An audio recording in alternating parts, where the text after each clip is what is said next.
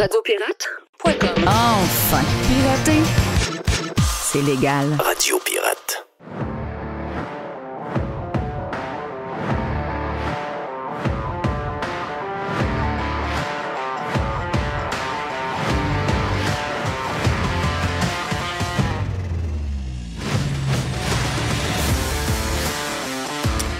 Hey, OK, aujourd'hui, en principe, on devrait avoir... Régent, je pense que ça va s'arranger, parce que Régent devait être avec nous hier, parce que là, on est mêlés. C'est une semaine de péquistes, semaine de 4 jours, donc on devait avoir Régent hier, mardi, mais Régent était dans l'avion hier.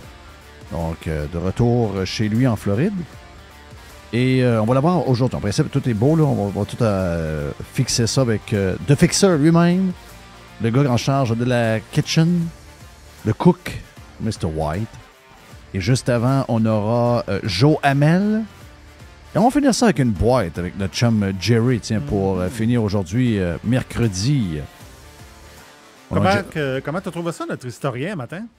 Ah oui, sur Radio Pirate Prime, on avait... oui, j'ai adoré ça. Oui? Ouais, moi, j'ai pensé longtemps que l'histoire, j'aimais pas ça. Puis finalement, les livres que je lis, c'est des histoires.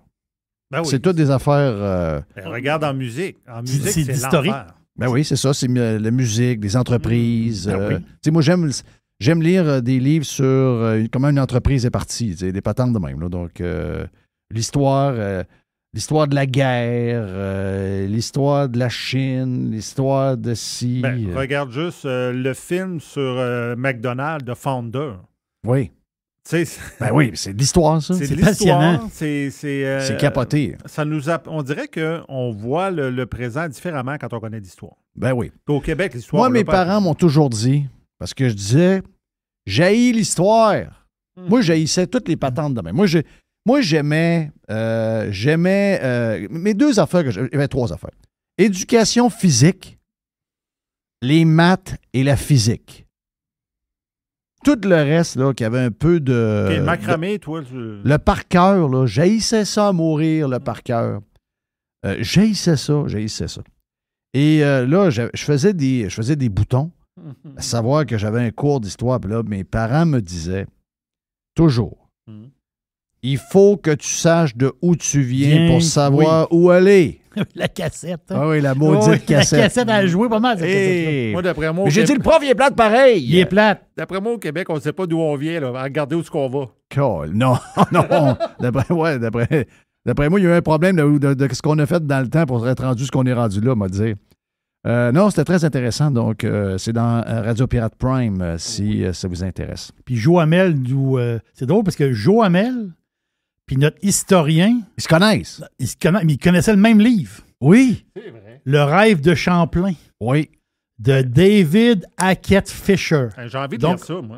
C'est sûr, je vais le prendre. Moi, c'est sûr C'est que sûr je que je vais vais le lire. lire. C'est sûr que je vais lire ça. Écoute bien, mercredi, nos petites histoires de clin d'œil. Je veux saluer... as-tu vu la photo de la mère avec son fils? Ah. Bon. Qu'est-ce qu'il y a encore, là? Oh, c'est une mère avec son fils. Oui, mais là, ça, c'est la photo de gauche. OK. Et c'est compliqué. Et la photo de droite, t'as le... Hein? Le premier, c'est monsieur, madame. Non, madame, monsieur. Non. La première photo, c'est la mère, jeune. OK. Jeune. Écoute, la mère est avec son fils. Oui. OK? La mère est avec son fils. La mère est jeune, là. Elle doit avoir 35 ans, je sais pas. C'est ça, 35 ans. Puis le garçon, il a... Le garçon, il doit avoir à peu près 7-8 ans. 7-8 ans. Puis la photo d'à côté, c'est... La photo d'à côté, c'est... Papa et sa fille. C'est ça, c'est madame, monsieur, là.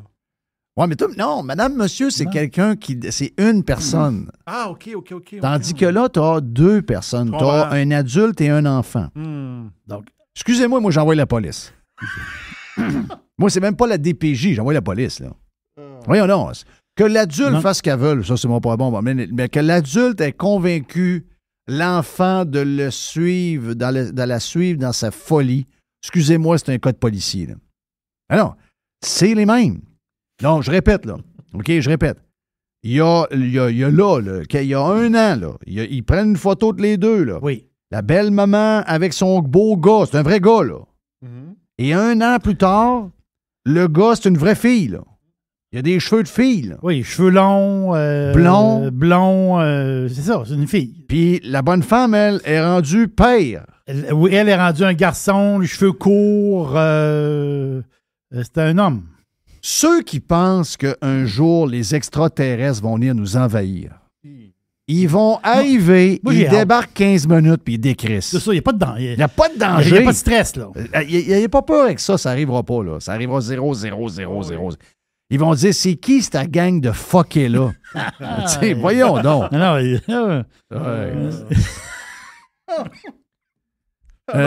On a envahi pas. Ça a l'air que hier... écoutez, juste vous dire... Je sais pas si on peut pas mettre de musique sur les podcasts à cause des plateformes et tout, là. Ouais. Mais je sais qu'il vient au Centre Bell et il vient... il va être à Moncton aussi. Je sais qu'on a du monde dans le coin de Moncton qui nous écoute. Et il vient au Centre Vidéotron. Je parle de qui, Jerry? Morgan Whelan. Yes! Excusez-moi, là. Je sais que l'album de Taylor Swift, le dernier, a été un méga hit pour les... je vous appelle les Swiffers, là. Je sais que c'est pas le bon terme, là. Mais moi, les fans de Taylor Swift, ils ont un nom, là. Les Sweepers. Alors, moi, je les appelle les Swiffers. Donc... Elle est célibataire, Taylor. Ben, c'est là que je m'en allais. Ah, OK, excuse-moi. C'est là que je m'en Non, allais. parce que là, je sais pas, si vous êtes jeune, puis vous avez de l'allure un peu, vous avez votre chance. Là. Ouais, vous devez être assez grand, maintenant, parce qu'elle a des grandes jambes. C'est des Swifties. C'est les Swifties. Oui. Moi, je les appelle les Swiffers. OK? Donc, C'est un ballet, il me semble. ma plus jeune est une Swiftie. Elle, c'est... Pour elle, là, Taylor Swift, ma fille écoute énormément de country, mais Taylor Swift, elle a une base de country. À la base, Taylor Swift, c'est une country girl Oui, là, qui exactement. a évolué. Là. Mais hier, quand elle a su, elle dit non, elle dit moi je suis en morceau. Là. Elle est arrivée d'étudier, puis là, à un moment donné, j'ai envoyé un message, elle était en bas, puis j'étais comme couché, il était 10 heures, puis je savais pas si elle dormait. Puis là, je dis hey, Taylor Swift est célibataire. Elle dit je sais, Pat, j'ai tellement de la peine. Là. Ah oui, non, les autres, ils veulent pas que Taylor ait de la peine. Ils veulent pas que. Peut-être que Taylor n'a pas de peine non plus, mais Taylor Swift est célibataire. Ça fait combien de temps qu'elle était avec son body? Taylor Swift a quand même, tu sais, je ne l'ai pas dit à ma fille, là, mais Taylor Swift est quand même assez, je dirais, frivole. Oh. Ça me fait penser, pas frivole, là, je veux dire, ça ne dure pas longtemps. On dirait qu'elle est ministre. Oui, c'est vrai. On dirait. Oui, c'est vrai. Ouais, on dirait qu'elle est ministre. On dirait qu'elle est caquiste. Pas stable. Donc, elle manque de stabilité. Mais c'est parce que hier, j'écoutais l'album. Tu sais, les deux albums écoute, l'année de bonheur, là, mais les deux gros albums de 2023, c'est Taylor Swift. Est-ce que Taylor Swift est sorti en 2023 ou fin 2022? En tout cas, on va dire que l'écoute est beaucoup là. Puis elle a eu 10 tunes qui ont monté dans les charts en fou. Et l'autre album qui a 18 tunes, c'est celui de Morgan Whelan. Je sais que Luke Combs en a sorti un nouveau avec 18 tunes aussi. Mais Morgan Whelan fait un hit incroyable. Donc, et puis pourquoi je fais le lien, c'est que Morgan Whelan touche beaucoup la crowd de Taylor Swift. OK. Beaucoup la crowd. Donc, c'est une crowd beaucoup plus large que la crowd du country habituel. Exactement. T'sais? Puis, c'est ça. J'écoutais ça hier, puis je me dis, tabarnache que cet album-là, il y a pas... Vraiment, vraiment, vraiment, c'est très bon. Puis, si vous n'aimez pas le country, ou vous n'avez jamais goûté le country, sérieux, c'est le genre d'artiste qui va vous introduire parce que il y a un petit peu de... oui, il y a des tunes plus traditionnelles, vraiment le fun, qui sont très bonnes, mais il y a un petit côté pop, le fun. Comme dit Jerry, Luke Combs, il a un chapeau de cowboy sur la tête, puis Morgan Whelan, il y a une calotte à l'envers. Il y a une calotte à l'envers. C'est ça. Donc, il réussit à avoir une crowd très, très, très, très large. Puis, c'est deux artistes qui me fascinent. T'sais, Morgan Whelan, son succès depuis 2 ans me fascine beaucoup. Et Taylor Swift, elle me fascine parce que ces deux-là ont vraiment, vraiment chambardé. Écoutez bien, là. J'ai jamais vu ça de l'histoire de la musique, là. De voir que Billboard va mettre un top 50 des tunes de la semaine, puis là, ben, t'as 10 tunes de Taylor Swift dans le top 10. Puis 2-3 mois plus tard, Morgan Wallen arrive. Vous allez me dire que c'est la technique qui a changé, là, mais c'est plus la réalité de ce que les gens écoutent. Donc, ce sont des méga machines. Puis Taylor Swift fait des tunes, tu sais, c'est beaucoup... oui, je dirais qu'elle a été inspirée beaucoup là, par l'écoute qu'elle avait jeune. Elle est beaucoup, elle l'a dit, puis elle a fait un show avec eux, beaucoup inspirée par Def Leppard. Donc, les bridges, la manière que les bridges sont montrés, la manière que la musique monte. Donc, souvent, comme genre 2-3 refrains, un premier, il y a le bout de chanson là, du milieu. Là, il y a un premier bridge qui nous amène vers un deuxième bridge. Et là, le dernier gros hook, là, tu dis, ben voyons. Il y a des artistes qui ont essayé toute leur vie de faire des tunes de même, ils n'ont jamais été capables. Jamais été capables. Donc, c'est une technique d'écriture, c'est une manière de faire. Il y a pour ceux qui se demandent comment ils font, il y a une genre il y a un thinking mathématique dans la patente. C'est beaucoup moins artistique qu'on pense. Il y a un petit côté un peu plus robotique dans la manière de bâtir les tunes qu'on pourrait le penser. Mais là-dessus, elle est vraiment bonne. Et l'autre affaire, c'est les paroles. Ça touche beaucoup les jeunes, ça touche beaucoup les filles, ça touche... Puis elle là, elle a besoin... Elle peut... on se rappelle de... Comment s'appelle la Britannique là, qui était tombée en amour à un moment donné, elle a commencé à faire des tunes plates. Là. Il a fallu que ça se sépare. Là. Adele. Donc, je sais que les fans de Taylor Swift, il y en a. Puis probablement dans les pirates, il n'y en a pas tant que ça, mais vous avez vos enfants probablement, ou votre femme, ou je ne sais pas trop qui, là, mais... Il y en a, c'est épouvantable. Là, elle vend des disques, elle vend des spectacles, des prix de fou. Mais il faut que Taylor Swift soit en peine d'amour.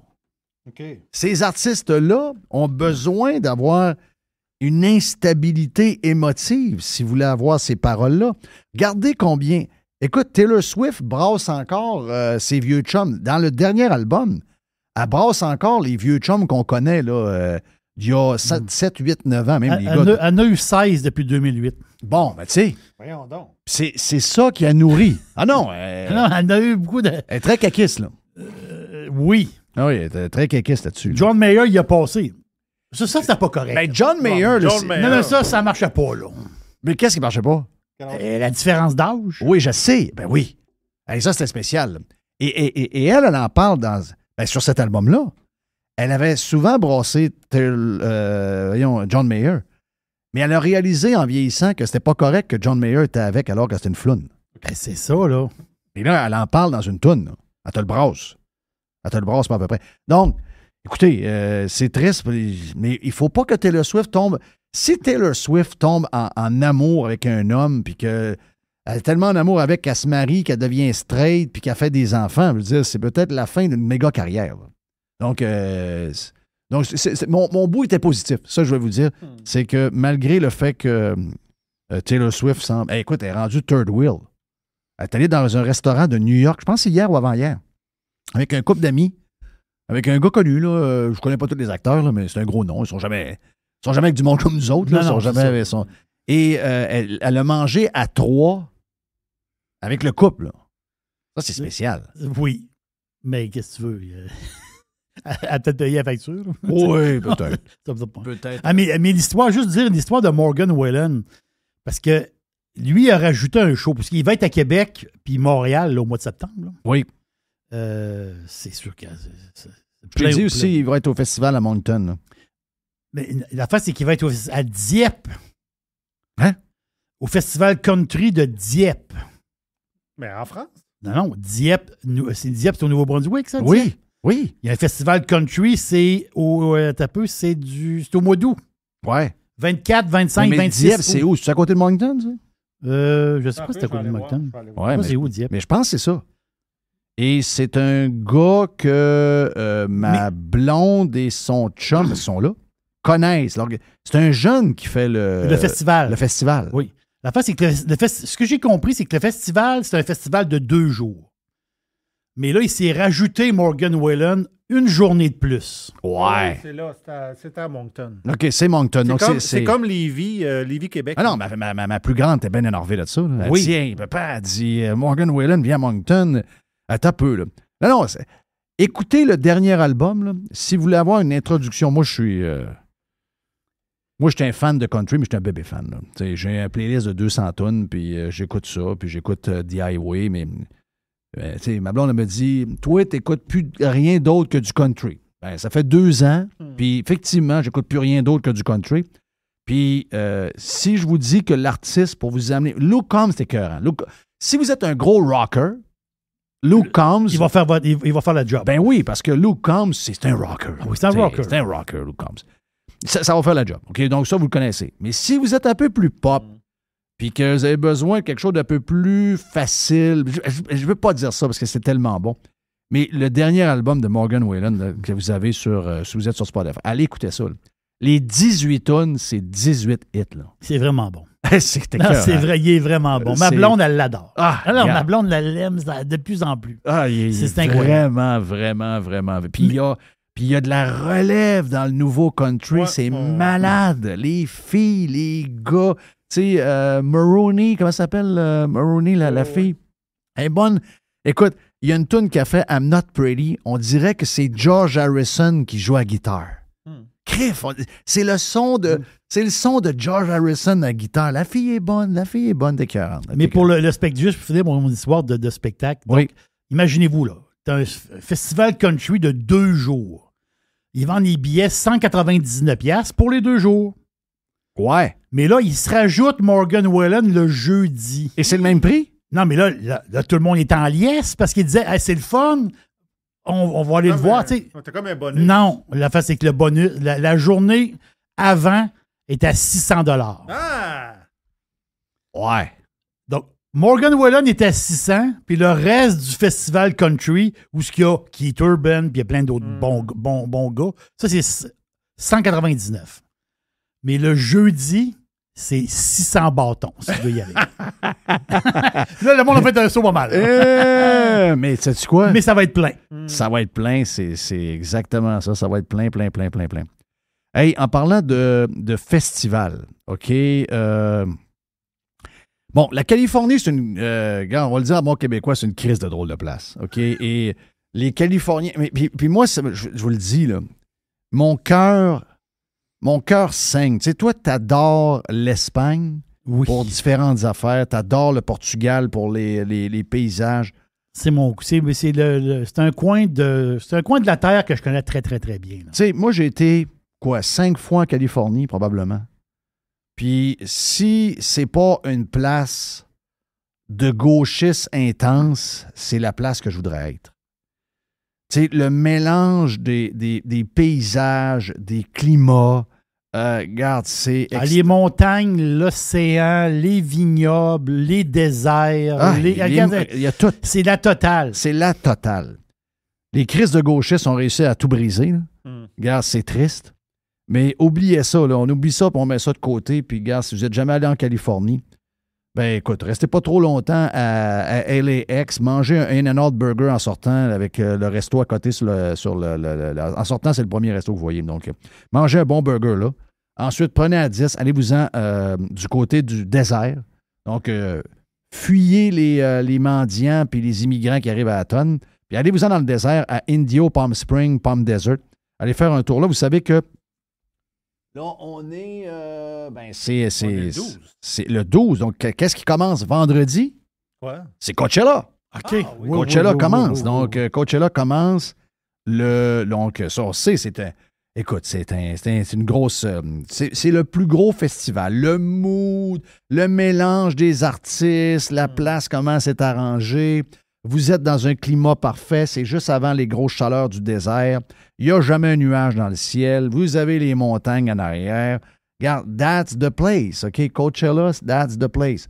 Je veux rien enlever au Festival d'été de Québec, mais quand on compare Coachella avec le Festival d'été de Québec, oubliez ça, là. Oubliez ça. T'sais, le site des plaines, c'est pas un site qui est agréable pour des grosses foules. C'est un site un peu particulier. Il y a un peu de bois de 6 mois à travers. La température, souvent, est à chier. Il y a un confort que Coachella a fait qui est incomparable. Là. Je veux dire, quand on compare les deux, là, oubliez ça. Il n'y a pas de comparaison possible. Mais si vous êtes un amateur de rock, OK, il y a... Puis je vais vous parler si vous êtes amateur country parce que, disons-le, là, pour une place... Moi, je suis allé dans ce coin-là, Indio, Ensuite, c'est tout ensemble. Là. Indio, Silver Rock est à... Comment ça s'appelle déjà? Je pense que c'est Palm Desert. Donc, Palm Desert, plus dans le fond, là, tu t'éloignes de la 10, tu t'en vas vers les montagnes. Puis, vous allez triper. Là. Vous allez triper. Si vous allez à Coachella, vous allez triper. Mais il y en a 2 autres maintenant, des gros festivals. Il y en a un country. Tu me trouveras le nom du festival country à Palm Springs. Et cet automne, si vous êtes un maniaque de rock, OK? Puis pourquoi je vous dis ça? C'est que c'est possible que ce soit des bands, que ça va être la dernière fois que vous allez les voir, OK? Donc, ça s'appelle Power Trip, OK? C'est sur 3 jours. Les dates, c'est le 6 octobre, 7 octobre et 8 octobre, OK? Vous êtes... Regarde, c'est bon timing de l'année. Les grosses chaleurs viennent de finir. Il fait encore... Il n'y a pas une graine d'humidité. Le jour, il fait 32 degrés. Vous mangez sur une terrasse le soir à 17 degrés quand un petit réchaud. Gros soleil, pas de vent, pas de nuages. Vous passez une semaine d'enfer. Le 6 octobre pour le Power Trip, qui est là? 6 octobre, on y va, on commence. Guns N' Roses, Iron Maiden, back-to-back. They all... Regarde, OK? On part après ça, vous allez prendre une petite bière, vous allez vous amuser un peu. Et en passant, c'est à la même place que Coachella va être. OK, c'est à la même place. C'est à la même place. Le lendemain, allez jouer une petite ronde de golf. Je peux vous donner des terrains à jouer. Regarde, Silver Rock, c'est une bonne place, elle est pas loin. Palm Desert, Desert Willow, ça va être il y en a plein. Il doit y avoir 150 terrains de golf dans le désert écœurant. Vous allez manger, prenez une petite bière. Votre blonde, pendant ce temps-là, vous attend pendant le golf à la piscine avec 2-3 de ses chums. Ils ont pris du vin toute la journée, du rosé. Et le soir, vous partez et vous allez au Power Trip. Et back-to-back dans la soirée, Metallica et Tool. OK? Ça, c'est le Sunday night. Ça, c'est Sunday night. Oui. Ça, c'est Sunday night. T'as oublié le Saturday, là. Le Saturday. Ouais, c'est ça. J'ai oublié le samedi. J'ai sauté le samedi. Je pensais que je parlais du samedi. Le samedi... Non.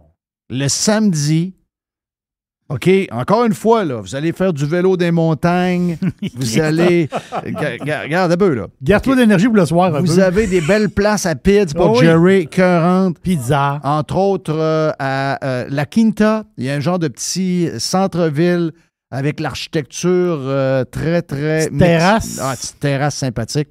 Bon vin, comme l'aubergiste aimerait. Vous allez là, vous retournez faire un petit tour à la piscine.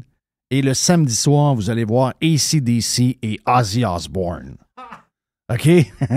Ça se peut pas. OK, sur 3 jours, là, je le dis, là. Sur le 3 jours, c'est Iron Maiden, Guns N' Roses, AC/DC, Ozzy Osbourne, Metallica et Tool. OK, là, si vous aimez le rock, il manque rien. Non, il manque rien. OK, on va se le dire, il manque rien. Ça s'appelle Power Trip. C'est dans le désert californien, donc c'est au mois d'octobre, 6, 7 et 8 octobre. Et je pense qu'il y en a un. L'as-tu trouvé le... Oui, tu parlais-tu, toi, le Stagecoach? Oui, je pense que c'est ça. Là, écoute, t'as Luke Bryan qui est là. Oui. John Pardy, Chris Stapleton. Oh, my God. Elle King. C'est à la fin du mois d'avril. C'est à la fin du mois d'avril. Oui. Et on est toujours à la même place que Coachella, je pense. On est toujours à la même place. Là, t'as peu, là. T'as Coachella. T'as Coachella, t'as pas ça, le 2 festival semaines plus country tard. qui part après. Oui. Et t'as Luke Bryan. T'as John Pardy. John Pardy, t'es cœur. John Pardy, t'es cœur. Très bon. Voyons, John Pardy, c'est du plaisir. On prend de la bière, on rit, c'est le fun. Il n'y a rien de mieux. Elle King, quelle voix extraordinaire. T'as ZZ Top, t'as Bruland. Oui, c'est ça, il y a un mélange. Ouais. Donc, t'as ZZ Top à travers, t'as toutes ces affaires-là. Donc, les Californiens, c'est une gang de gauchistes enragés et c'est l'État où les gens fuient le plus. C'est l'État avec l'État de New York où les gens fuient le plus pour aller s'installer, soit en Arizona, soit au Texas, soit en Floride. C'est vraiment même la Floride qui mène tous ces États-là. Les gens fuient les Blue States, mais c'est tellement dommage. Quel plaisir à voir là. Mais là, regarde, oubliez ça. Mettez la politique de côté puis le problème qui vont avec. Oui. Et allez dans le désert. Moi, je vous le dis, là. Je sais pas. J'adore Scottsdale, j'adore Tucson, mais j'ai comme un attachement spécial avec le désert de la Californie. Je sais pas pourquoi, mais j'ai quelque chose que on mange bien, c'est cool, Et là, vous avez 3 méga festivals. Coachella commence en fin de semaine. L'autre, dans 2 semaines, country, mélange avec du rock un peu, ZZ Top et compagnie, mais gros noms de country qui sont là. Et pour finir à l'automne, parce que dans le milieu des deux, pas pour faire ça, il fait trop chaud, mais à l'automne, donc, Power Trip. C'est pas pire? Ça, c'est très, très bon. Puis le prix, je vois des prix quand même pas si bien. On s'entend-tu que c'est 489$ pour les 3 jours.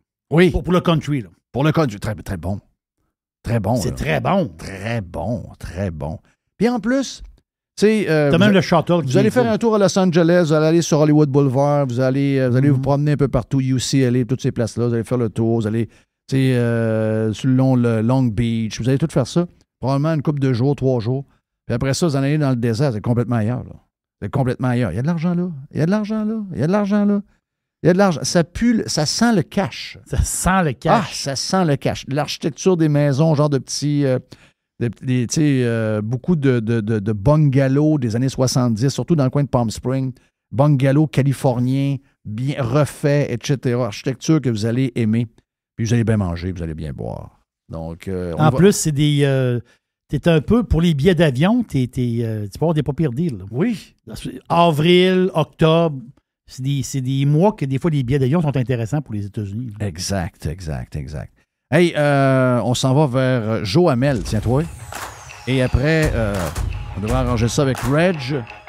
Puis on a la boîte à Jerry également, comme on le disait. Donc, j'avais plein de sujets. Mais j'ai tombé dans la musique. Quand je tombe dans la musique, je viens fou. Donc, Morgan Wallen. Oui, tu diras à ta fille que c'est 600$. Je pense qu'elle est proche de l'organisateur. Ah, OK, ça va être bénévole. La connaissance, on va être capable de s'arranger quelque chose de pas pire. Les deux, c'est 2 maniaques de country en passant. Son chum est plus capable. Il dit, on part à l'université, elle part son téléphone et à tous les jours, elle part la même tune. Wait in the truck. Wait in the truck. Oh, oui. C'est à tous les jours. OK? C'est encore accroché, ça. C'est une tonne écœurante en passant. Allez, on vient, OK? Radio Pirate. Trespassers will be hanged. Pirate est fier de l'être. Radio Pirate. Radiopirate.com. Mercredi, donc, c'est le temps de jaser avec Joe Hamel, qui est avec nous autres ce matin sur le Prime. En plus, on a passé une petite demi-heure sympathique à jaser de toutes sortes de sujets le fun. Joe, t'es resalué sur Radio Pirate Live. Hey, demandons l'info qui est sortie sur ce qui se passe aux États et au Canada avec l'inflation, les histoires de taux également de la Banque du Canada, parce que je dis ça de même avant de lancer, là, j'en avais parlé, je pense, c'était avec qui? C'était avec Yann Sénéchal vendredi. Je voyais j'avais été surpris, c'est pour ça que j'en ai parlé, puis je sais que c'est dur à prédire, là, mais le marché américain s'attend à une pause de 2-3 mois de l'augmentation des taux et il s'attend à une diminution de 0,25 à chaque mois pour atteindre en bas de 3 à la fin de 2023. Est-ce que c'est bizarre, ça? Non, c'est plus tard que ça. Là. Tu vois, c'est une baisse d'à peu près 1% à partir de janvier, je pense. Moi, je pense que c'est 2024. C'est 2024 en bas de 2023, c'est ça. Moi, je pense que la surprise cette année, c'est qu'il n'y aura pas de baisse de taux en 2023. Là. Je pense qu'ils vont peut-être poser plus tard. Mais si on revient, donc, ce matin, le CPI, Consumer Price Index, qui était quand même très attendu, parce que le marché avait ce que tu dis là, le marché l'anticipait. Là, on l'a vu dans les bons. On l'a vu dans les taux, on l'a vu dans le marché de l'équité, dans la bourse. Tu vois, ce matin, l'inflation à 5%, pas mal en ligne avec les prédictions. Donc, l'inflation, entre guillemets, continue de baisser de mois en mois, mais c'est quand même le double et plus de la cible de 2% de la Fed. Et rappelle-toi nos différentes interventions là-dessus depuis maintenant 2-3 ans. Moi, je continue de penser que l'inflation va rester plus élevée plus longtemps que ce que la Fed souhaite. Et il y a un paquet de théories là-dessus. Là, c'est assez intéressant. Là, tu as vu, en fait, je pense que le plus grand perdant là-dedans, c'est l'Europe actuellement. Les Américains sont en mesure de maintenir les taux plus élevés. Tu as vu l'impact sur les banques qui sont plus faibles. Tu as vu un géant Crédit Suisse s'effondrer. Mais bref, on va voir, tu vois, là, probablement un 0,25 0,25 à la prochaine rencontre et par la suite, peut-être une pause. Il reste à voir, là, mais par la suite, ben, tu vois, ce matin, ça vient de sortir, là, 10h30, la Banque du Canada maintient le taux à 4,5. Moi, je pense que c'est une erreur. La Banque du Canada aurait dû continuer à monter de 0,25, du moins pour maintenir la tendance, parce que si elle pose et qu'elle doit relever après, c'est pire. C'est pire que maintenir une tendance haussière. Oui, parce qu'elle va être obligée de corriger à 0,50 ou au 0,75 pour rattraper si jamais les Américains bougent. Exact. Donc, et tu sais, c'est rien c'est rien d'anormal, un taux d'intérêt à 4,5 ou 5 % dans le cas des États-Unis. C'est pas mal le taux naturel, même si c'est entre 5 et 7 %. Là, si tu regardes les gens parlent de 30 ans, je peux te parler du graphique sur 5000 ans que j'aime bien sortir, c'est entre 5 et 10 % généralement, là, l'intérêt normal. On a vraiment vécu là, depuis la fin de la crise, depuis la sortie de la crise financière de 2008, on a vraiment vécu une époque avec des taux anormalement bas et avec les excès qu'on connaît. Mais on est dans des taux qui sont beaucoup plus normaux maintenant. Mais il y a une statistique quand même capotée, parce que c'est Morgan Stanley qui en parle. C'est que en ce moment, c'est des milliards de dollars de dettes immobilières commerciales qu'il faut, autrement dit, parce que les bâtisses commerciales, à un moment donné, il faut que le prêt, il faut que tu l'extensionnes, ton prêt. Là, quand tu avais des prêts à des taux ridicules, puis là, tu montes à une certaine valeur, à un moment donné, ils disent, c'est qui va lui passer le cash? Ouais.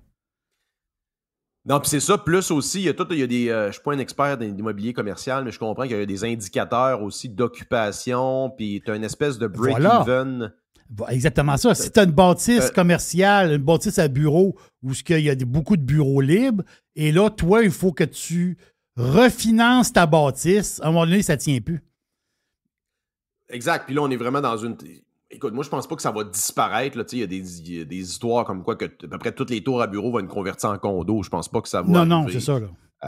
Mais quand même, on a peut-être vécu peut-être une espèce de baisse de la population aussi. Là.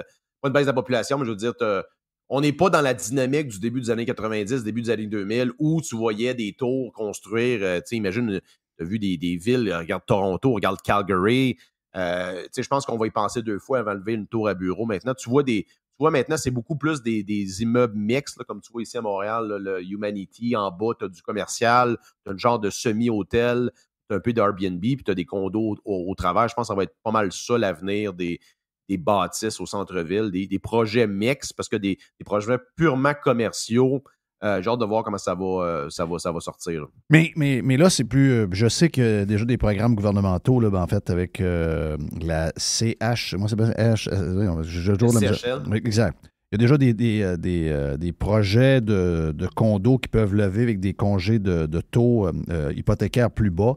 Mais il semble y avoir un problème quand même, parce que je suis d'accord avec toi quand tu regardes... Puis je t'en ai déjà parlé, là, mais j'ai de plus en plus d'histoires qui sont racontées par soit des gens qui lèvent des appartements, des condos à location, ou encore qui font des immeubles même dans un des secteurs. Au Québec, le secteur le plus... celui qui est le plus actif en ce moment, c'est plus tranquille pas mal sur les résidentiels, c'est tranquille aussi même sur les appartements, surtout avec des histoires comme Sélection Montréal puis le groupe UOT à Québec.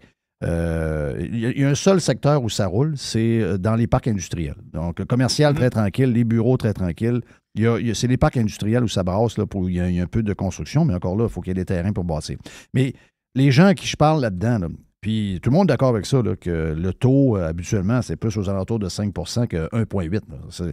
Sauf que, puis je t'en ai déjà parlé, c'est pas une surprise, mais eux autres, ils le vivent vraiment, vraiment, vraiment. C'est-à-dire que on est comme dans une tempête parfaite. Si prenons l'exemple des vendeurs de chars. Les vendeurs de chars, on a eu la plus grosse augmentation de valeur de voitures pendant la COVID qu'on n'a jamais vue de l'histoire. Okay? Donc, en moyenne, si je parle aux États-Unis, les chiffres, tu me l'as sorti l'autre fois, Jerry, oui. C'est à peu près 10 000 $ de plus pour le même char ou les chars que tu as besoin, là, c'est à peu près 10 000 de plus. La voiture moyenne qui était, mettons, il y a 10 ans à 20 000, alors que le taux d'intérêt est à 5, mais aujourd'hui, est à 36 000. C'est comme des proportions qui sont tellement grandes que quand tu les finances avec le taux d'intérêt qui est le taux d'intérêt normal, puis si je fais la même chose avec la construction, si quelqu'un veut bâtir, parce que là, on a un défi, là, il y a une demande de portes parce qu'il y a des immigrants qui arrivent, puis il y a du monde, il y a des séparations, puis les gens meurent pas, etc.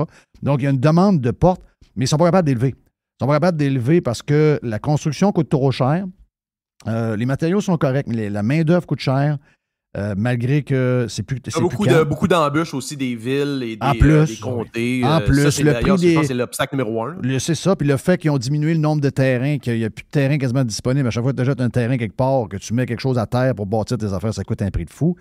Donc là, quand tu finances, ben, l'appartement, le 4,5, parce que c'est là-dedans qu'on est, là, le genre de location, 4,5 moderne, là, bel taux. Ben, qui devrait être à 1800 $, ben, une fois qu'on leur a fait le calcul, ben, il est à 2300. Et là, ben, le client qui était capable de payer à 1800, ben, il est coupé du 3/4 quand c'est rendu à 2300. Il y a juste 25 de gens-là qui sont capables de payer. Donc, c'est comme une tempête parfaite. Je comprends l'histoire des taux, mais je veux dire, là, on est comme victime de tout ce qu'on a créé avec toutes sortes d'affaires, ce qui fait qu'il n'y a plus rien qui marche. Là. Vas-y. Et ce qui est drôle, c'est que ça, c'est la conséquence. Ceux qui se plaignent actuellement de l'inflation, incluant à peu près tous les partis à l'Assemblée nationale, c'est les mêmes gens qui ont supporté toutes les mesures de garder tout fermé pendant 3 ans, ce qui a mené à une expansion monétaire sans précédent en période de paix. Oui. Ce qui a mené à l'inflation, c'est ah ouais, c'est pas aussi simple que ça. Oui, c'est aussi simple que ça. Là. D'ailleurs, j'ai un thread. Je suis bien content d'avoir retrouvé mon compte Twitter parce que j'avais des threads où je faisais la leçon au président de l'Association des économistes du Québec qui m'accusait comme seul argument de ne pas avoir d'éducation économique. Je disais que non, dès 2001, novembre 2001, que cette orgie d'expansion monétaire-là allait mener à une augmentation de l'inflation et par conséquence une augmentation des taux d'intérêt. 2021. Ce qui nous fait vivre ce qu'on vit là présentement. Et c'est exactement ça. Donc, c'est une réaction en chaîne de mauvaise politique publique et monétaire et qui mène à d'autres interventions, mauvaises interventions, parce que le gouvernement, c'est toujours ça, son intérêt, c'est d'intervenir. Tu connais le dicton, il faut que le gouvernement fasse quelque chose. Comment ça que le gouvernement ne fait rien? Alors que la meilleure chose qu'il pourrait faire, c'est justement rien faire, particulièrement dans le cas de la politique monétaire. Mais on vit actuellement, comme tu dis, une tempête parfaite. On l'a vu, tu parles par exemple, le groupe UOT ou même sélection, ces choses-là. C'est pas étranger à l'environnement des taux haussiers. Là. C'est ce genre de consortium un peu pompé à la dette, ben, c'est caractéristique d'un environnement de bas taux d'intérêt. Là. On l'a vu dans d'autres industries également. Quand le coût du capital est faible, ben, ça te permet justement d'avoir des industries et que tu as de la croissance. À partir du moment que tu n'as plus de croissance et que les taux montent, ben, le château de cartes s'effondre. C'est un peu, et ça, on le voit dans plusieurs industries. Alors qu'on a des défis à l'inverse. Moi, je pense que c'est ça qui est un peu le bon côté des choses. Tu regardes dans le domaine des ressources, tu regardes dans le domaine dans le oil and gas, on a un problème qui s'en vient, c'est qu'on n'a pas assez investi en exploration pour le secteur des ressources. Fait que tu vas avoir un gap incroyable, Jeff, si la tendance se maintient, dans on parle souvent du lithium, tout ça, mais dans le cuivre, dans le nickel, il y a un paquet de métaux comme ça qui a un gap avec la consommation anticipée versus la production qui va être... et tout ça, ça a été amplifié avec la guerre en Ukraine, etc., évidemment. Mais tu as des vrais défis économiques devant toi et on dirait que personne a les yeux sur la POC. C'est ça qui est impressionnant. Parce que ultimement, je regarde, mettons, les voitures. Là. Oui. Mettons une voiture avec les taux d'intérêt, puis je parle de voiture moyenne. Là, ma fille a eu un accident, donc il a fallu que je remplace. La même voiture, au lieu d'être 341 par mois, c'est 545. C'est ça. Pour une voiture de même année, c'est des voitures neuves. Là. Il y a 200 $ de plus, donc ça veut dire à peu près 2500 $ de plus par année. Donc, il va y avoir il y a des choses qui s'en viennent spéciales. Là. C'est pas tout le monde va pouvoir avoir 2 chars neufs dans le cours, contrairement à ce qu'on pouvait avoir avec un taux d'intérêt à 2 %, des prix qui étaient un peu plus logiques, là, qui sont complètement démesurés. Donc, Puis c'est la même chose pour le logement aussi. Je sais qu'il y a des secteurs qui n'ont pas été touchés. Le linge n'a pas été touché. La bouffe, c'était écœurant comme on s'est fait démolir. Il y a des. Puis on a changé la bouffe. Le steak, il y en a moins. Du poulet avec un spécial chez IGA cette semaine à 4,99 la poitrine de poulet. La livre, on va dire de quoi? Tu ne vas pas un gros lunch avec ça, là? Donc, il y a des changements. Je ne vous dis pas qu'on s'en va vers l'Argentine, puis le Brésil, puis pire, le Venezuela. Il y a une réalité. Mais il y a quelque chose qui va changer drastiquement. Là. La réalité, Jeff, c'est que tu es dans le showroom, tu vois la voiture, ça fait ton affaire, puis dans le bureau de crédit, il ne te passe pas l'argent. À un moment donné, ça bloque. Écoute, il regarde ton salaire, il regarde ton salaire, et il dit OK, OK, non, on ne peut pas vous prêter de l'argent. Tu sais, je te parlais excuse-moi, je te parlais du commercial tantôt. C'est si la bâtisse commerciale, tu renouvelles la bâtisse à des taux supérieurs, mais ta bâtisse est au tiers vide, le problème, c'est que si tu veux la remplir, tu ne peux pas avoir des locaux plus chers. Non, mais là, tu avais un paquet de frais communs là, qui étaient distribués à travers le locataire. C'est-à-dire qu'il y a moins de locataires. Donc, oui. Ça, c'est toute une espèce de spirale à un moment donné où ce que ça bloque. Ça bloque comme, je me répète, ça bloque. C'est tout que ça bloque. Ça bloque quand le gars il arrive, il a vu le beau char dans le showroom. Quand il arrive dans le bureau de crédit, la fille qui est là, elle dit, ben non, on ne peut pas vous prêter l'argent. Mais c'est là que ça bloque. Ça se termine là. Je ne peux pas te payer. Je ne peux pas te donner ce que j'ai pas. Là. À un moment donné, ça bloque. Le logement à 2300 $, par mois, il bloque. Ça bloque. Non, c'est ça. Puis c'est drôle parce que tu avais les banques centrales, rappelle-toi, là, ça, c'était incroyable de voir ça. Là. Je pensais pas voir ça de mon vivant. Là. Les banques centrales, la Banque du Canada, même je pense que la Fed avait dit n'augmentez pas les salaires des employés, ça va juste entrancher l'inflation. On va rentrer dans une spirale inflationniste. Fait que tu vois que ces gens-là ne savent absolument pas ce qu'ils font. Là. C'est souvent présenté comme des grands prêtres là, de l'économie. C'est de l'improvisation sur toute la ligne. Alors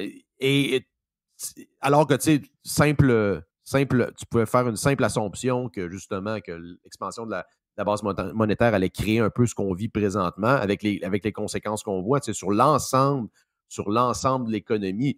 Mais et malgré tout, je pense pas qu'on va voir, tu as vu un peu la réaction du marché ce matin, je pense pas qu'on va voir je pense qu'on en a parlé à plusieurs reprises aussi, à quel point cette récession-là a été annoncée, flashée dans tous les médias. T'sais, ce qu'on va voir, c'est peut-être, je pense peut-être pas le soft landing, mais peut-être pas loin, honnêtement. Là. Peut-être pas loin de ça, mais du moins dans un environnement de taux, dans un environnement inflationniste, d'inflation qui est plus élevé que la cible. Moi, je pense pendant peut-être des années. Là, on va être en haut, puis d'ailleurs, ils vont tenter de normaliser, là, c'est ça qui s'en vient. Là. Ils vont tenter de normaliser le 4-5% comme le nouveau 2%. C'est ça qui va se passer. Oui, c'est ça. Exact. Écoute, moi, je pense que si l'avion avait eu à s'écraser, ce serait déjà fait. Mon feeling, là. C'est que je comprends, il y en a qui vont dire ouais, mais il y a toujours un laps de temps entre les gestes de la Banque centrale puis la récession. Moi, non. Moi, je pense que où on était, là, sur le high comme on était, puis la manière qu'ils nous ont corrigé à la vitesse qu'ils l'ont fait, puis surtout trop tard, là, s'il y avait eu un crash à avoir, l'avion aurait perdu ses moteurs, il y aurait un maudit bout. Donc, effectivement, j'ai plus le feeling qu'on s'en va vers un soft landing qu'un méga crash. Mais il y a, chez les retraités, il y a peut-être la famille moyenne. Puis je sais qu'on s'en va de plus en plus vers ça parce que, tu sais, on a toujours travaillé en tant que société, on a toujours dit on ne veut pas avoir trop d'écart entre les riches et les pauvres, puis on veut que tout le monde soit un peu dans le milieu. Et toutes les décisions que ces gens-là ont prises au nom du socialisme, puis de toutes les règles qu'ils ont rajoutées, puis toutes les affaires qui se sont mis dans la tête à partir de toutes les taxes qu'ils rajoutent, le climat, le ci, le ça, bien, ils sont en train de provoquer et de bâtir exactement ce qu'ils nous avaient dit qu'on n'allait pas avoir. D'écart entre les riches et les pauvres, on s'en va vraiment vers...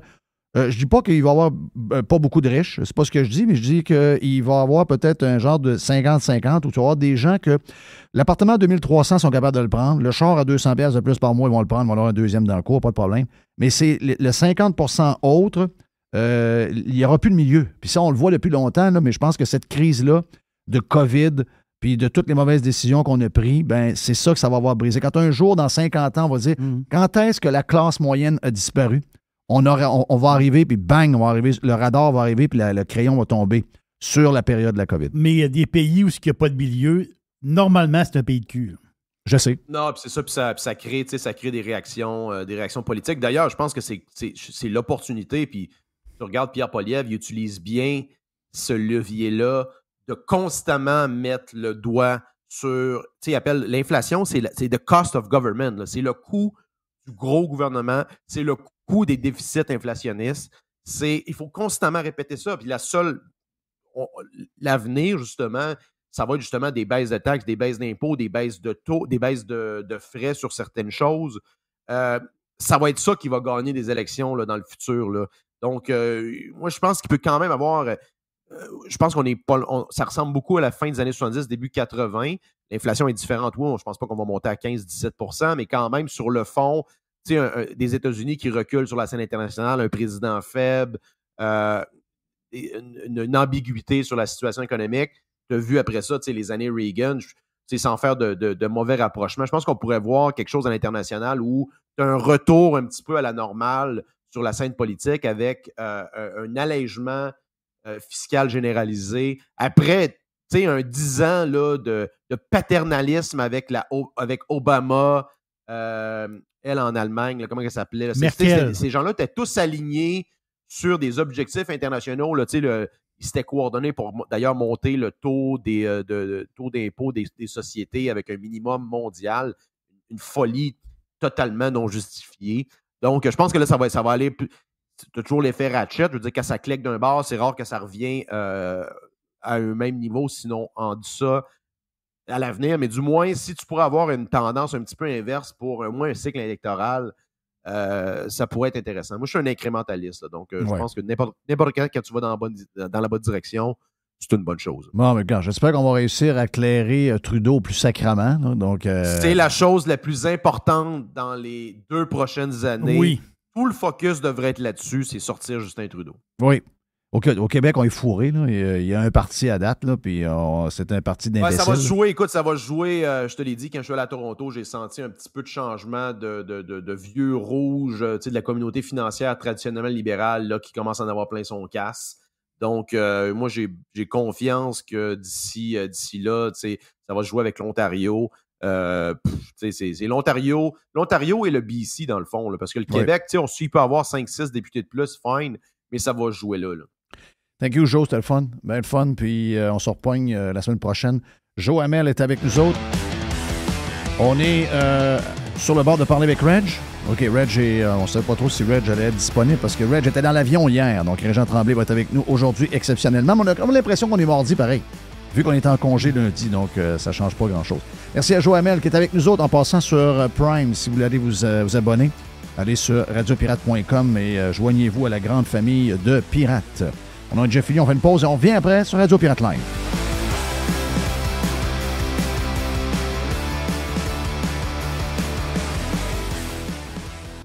Radio Pirate. Faites partie de la révolution. 100% Jeff Fillion. Bon, je savais que... Je connais-tu mon homme? C'est toi, tu m'énerves. Tu le connais. Je connais-tu mon homme? La maudite boîte de cristal. Non, mais c'est parce que je te connais. Je sais que quand c'est pas fignolé comme tu... Je le vois dans ta face, OK? Donc, Reg est pas là. Reg est là. Et là? Sauf que Régent, on va essayer de l'avoir d'ici vendredi, là. Oh, ouais. Mais là, il y a une urgence. Ouais. Tu sais, quand je disais, on essaye de fignoler ça, il y avait quelque chose qui marchait, il y avait quelque chose de bizarre. C'est que Reg a perdu son téléphone On dit dans l'avion. l'avion. Hey, t'as peu, là. Si quelqu'un ramasse le téléphone à Régent, Là, t'as peu. il peut appeler Ouais. il peut appeler Ginette de Lancécon. Oui. Il peut appeler Il Guy peut Lafleur en haut. Oui. En haut. Il peut appeler le boss de Ferrari. Il peut appeler Michael Schumacher sur son lit. Sur son lit le d'hôpital. légume Michael. Oui. Puis va répondre. Michael est légume et Michael va répondre oui, Régent. Oui, Régent. Ouais, En exact. français. Donc, c'est bol. Il y a le téléphone à Régent. Non. Mais là, il doit capoter bien raide. Il capote. Il est en train d'essayer de régler ça. Là. Il me Mais là, dit, comment regarde, tu le rejoins? C'est une bonne question. Parce que vous êtes échangés sur Messenger, c'est quoi? C'est vrai. Pourquoi que... Oui, sur Messenger. Ok. Ça doit être sur son ordinateur, j'imagine. Ouais. OK, mais là, tu y as parlé? Oui, j'ai parlé. Mais tu as parlé sur le téléphone à Julie? Je sais pas. J'ai appelé sur Messenger. OK, t'as appelé sur Messenger. J'ai appelé sur Messenger. Fait OK. que, non, mais là, tu penses que tu me là, fais questionner. Je dis, ouais, comment tu qu'il a répondu? C'était-tu Régent? C'était-tu Régent? C'était-tu Régent? Donc, on est fourrés.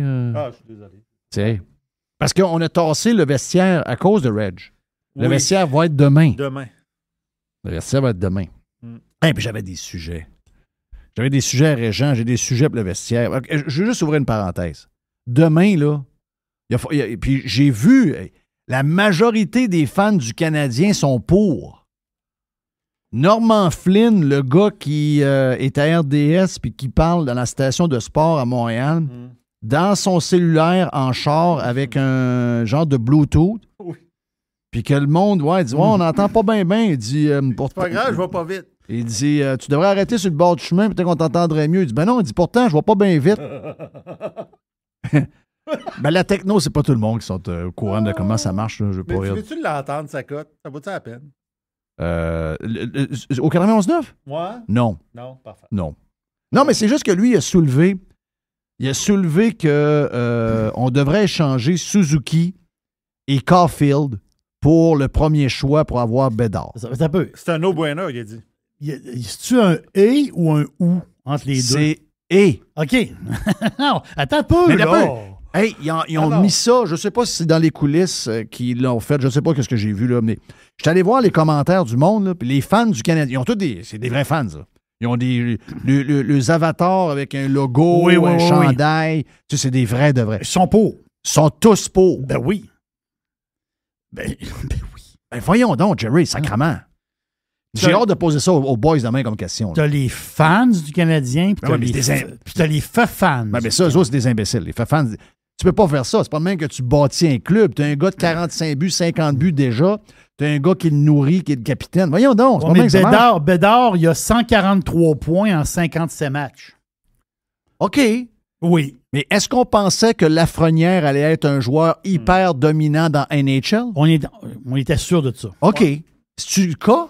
Non. Et si, s'il arrive la même chose avec Bédard, on a l'air des innocents? Oui, mais Flynn, il en a rajouté à la fin. Il dit, le club qui le repêche, Bédard, ils le feront pas parce que c'est pas assez. Ah, come on. Arrêtez. On sait pas, là. Arrêtez. Tu sais, on sait une affaire, là. C'est que Caulfield s'en allait vers une saison de 45 buts, c'est pas 50, avec un épaule brisée, là. Oui. OK? Donc, tu as un compteur de 50 buts, là. Tu joues pas avec ça, là. C'est quoi? C'est de l'or en barre. Ouais, mais c'est tout du monde qui n'a jamais joué au hockey de leur vie, les fans du Canadien? C'est quoi, patente, là? On est en train de bâtir quelque chose. Tu veux mettre la maison à terre pour en rebâtir encore. Laisse-les, là. On commence à bâtir. On a juste le solage de fait, là. Ah, je capotais bien raide. Là, il faut casser le solage pour repartir encore. C'est le malade. Christophe. Ouais. Hey, différents sujets que je vous garoche. Tantôt, on aura la boîte avec... c'est une poubelle. C'est une poubelle. Je sais pas, j'ai peut-être pas... Regarde, on le fait, OK? La poubelle à Jeff. La poubelle à Jeff. À Capella, on est moins bon. On est moins bon. On est moins bon. Elle doit être pas loin. Là. Je peux m'étirer le coup un peu. Elle est sur un 45 tours. OK. La table tournante est un peu longue, mais regarde, je vais organiser ça. Oh! La poubelle à Jeff. La poubelle à Jeff. La poubelle à Jeff. Yes! Okay, moi, je suis un vieux DJ. Hein. J'ai 2 tables tournantes avec des 45 tours dans des enveloppes de carton. Là. Donc, oui. J'ai été opérateur dans les grosses années de la radio. Je sais comment faire. Je sortais de là mort. Aujourd'hui, le monde travaille en radio. C'est pas des vrais. C'est pas du vrai monde de radio. C'est des faux. Tu sais, je disais, voyons. Différentes petites affaires à vous donner. Tiens-toi, je commence par laquelle? On va commencer par quelqu'un qui m'a écrit hier. Sérieux, là. Je veux dire, on peut pas... C'est la fin, on sait, là. Tu sais, les gens se demandaient il y a 10 ans, un jour, on pognait le mur. On est dedans, là. Tu sais, ça peut pas être... Il n'y a rien qui marche, là. Hey, la gang à Saguenay, hein, ils arrivent à l'hôpital de Chicoutimi à l'urgence. Puis là, ils disent, qu'est-ce que c'est ça? Ils ont fait... Il y a eu un projet de test, on avait parlé. On a parlé. Il y a un projet de test qui était fait à... Comment ça s'appelle, sur le boulevard Laurier? Là? C'était au l'hôpital Laval. C'était à l'hôpital Laval? Il me semble que. OK, un des deux, le CHUL ou l'hôpital Laval. Oh, là. c'est ça. OK, il y a une urgence. Et vous arrivez là, puis il n'y a pas de madame au... comment ça s'appelle ça, le screening? Là, Au triage. Le triage. Ouais. Il y a une TV. Il y a un écran sur un genre de pied roulant. Tu sais? Oh oui. Puis il n'y a personne. Il n'y a personne. Mais non, ils sont où? Il n'y a personne. Il n'y a personne. Il y a juste du monde qui attend en arrière, mais il n'y a pas de staff. Il n'y a pas de staff. Il n'y a pas de madame, il n'y a pas de monsieur. Oui. Le staff est à la maison. Il n'y a pas de madame, monsieur non plus. Mais il faut que ça fasse plus réaliste. Les murs en arrière de la madame, dans l'écran, sont jaunes aussi. Ah, ben regardons. Oui, c'est ça. Chez eux, elle s'est mis des murs sales. Et là, la madame est chez eux. Puis elle vous accueille. Oui, bonjour. Ben oui. Ça sent la sauce à spaghetti, là. Oui, ça sent. Ils ont mis un petit spray puis ça fasse la Ah, sauce. oui, un peu de sauce, ça. T'entends le chien. Tu sais. Quand son mari en arrière, viens souper! Voyons, mais je peux pas y aller, il y a encore quelqu'un. Il y a encore quelqu'un. Oui. C'est bon. Comment vous évaluez votre mal de 1 à 5? Oui, ben oui.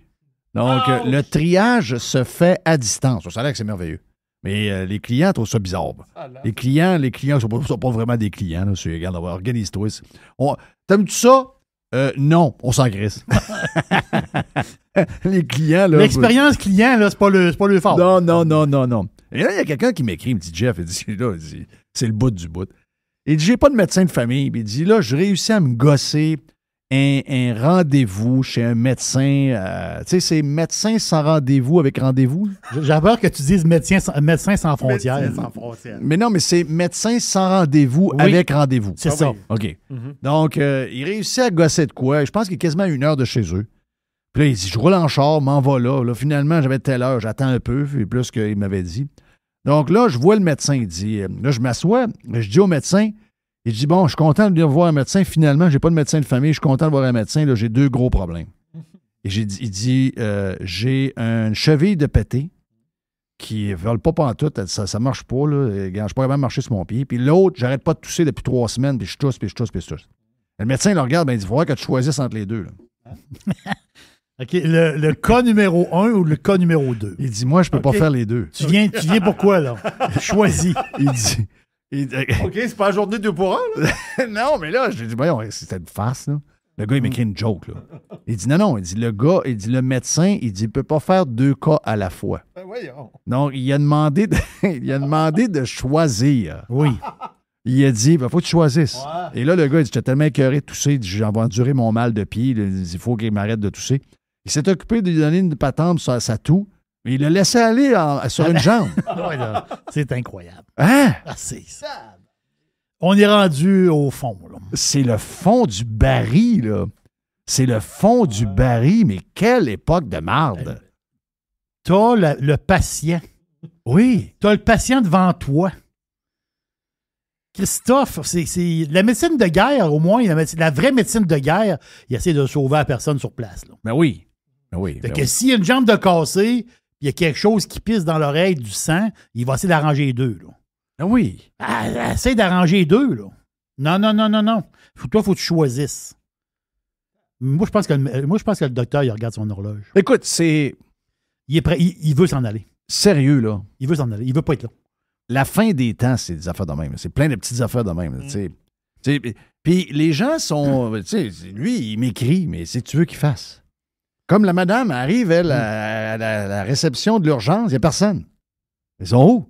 Il y a quelqu'un qui ouvre la caméra. « Bonjour! » Ben oui, vous êtes qui? Mettez-vous devant la caméra. Mais là, elle explique en plus, elle dit, c'est pas vrai, c'est pas arrivé de même, parce qu'avant, il y avait 2 personnes avant elle. C'était 2 personnes âgées. Puis la madame, à l'écran, elle disait, vous devez scanner votre carte de maladie, là. Puis là, le monsieur, hein? C'est quoi que ça veut dire, ça, scanner?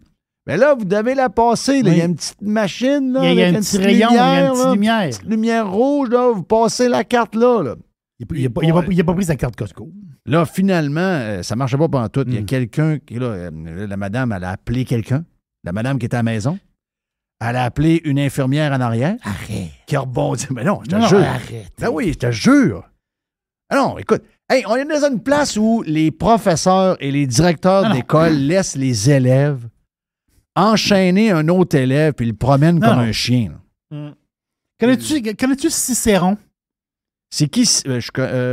Non. Non, Cicéron, là, c'est un genre de très grand orateur, puis c'est un homme d'État.